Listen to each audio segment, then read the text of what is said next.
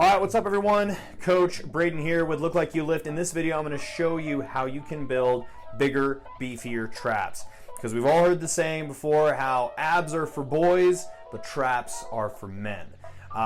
You can have both, but let's talk about how we can build some bigger traps today. So we first want to take a look at the anatomy of the trap. So a lot of people think that the traps are just these big bulging muscles right up here on your neck.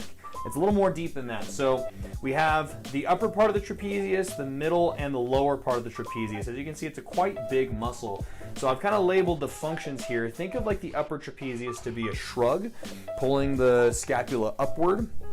And think of the middle part of pulling the scapulas together, so think of pinching. And then lastly, we want to think of the lower portion of the trapezius of pulling the scapula down, like in a row, like in a low form of a row. So I have my 4 best exercises labeled out right here, and they're in order of importance, whereas the first one is what everybody should be doing. The last exercise are what maybe a couple you can incorporate into your program. So number 1, I have deadlift. The deadlift is the most effective exercise for developing the entirety of the back. You're going to grow bigger traps if you can get a heavier deadlift. This is true.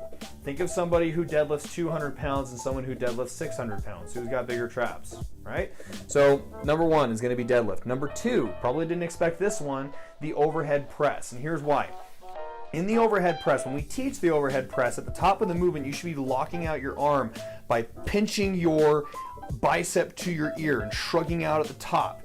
Notice what I just said there, shrug. Okay, we're using the traps in the entirety of the overhead press. It's one of the main primary lockout muscle groups. And so if you can get your overhead press stronger, standing barbell overhead press, not one of those seated dumbbell presses or a machine press, a standing overhead press, you will grow your traps more effectively that way. Number 3, dumbbell rows. Okay, we're talking dumbbell rows from the floor, and we're talking about slow and controlled, pulling all the way up, pinching at the very top, and then controlling the negative all the way down. That's a third exercise that you should be incorporating into your training. Number 4 is going to be rack pulls. Now, a lot of people don't need rack pulls, but the benefit of a rack pull or pulling in a partial range of motion means you can load a lot of weight and your traps are going to have to isometrically contract against a really large amount of weight. And so that's going to make your traps grow a little bit faster. A lot of you guys don't need rack pulls.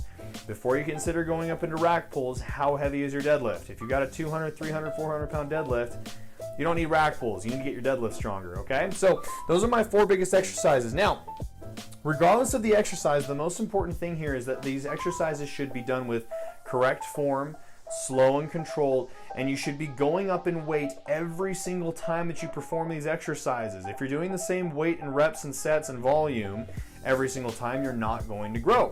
You have to increase in resistance somehow.